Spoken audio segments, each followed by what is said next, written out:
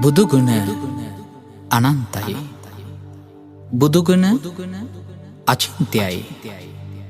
බුදුගුණ අවාච්‍යයි. අනන්ත වූ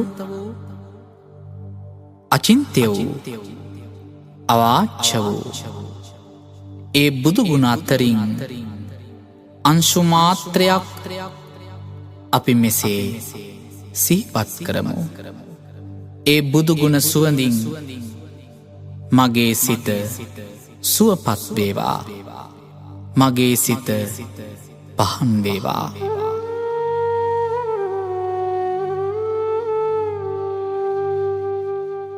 සාදු සාදු සාදු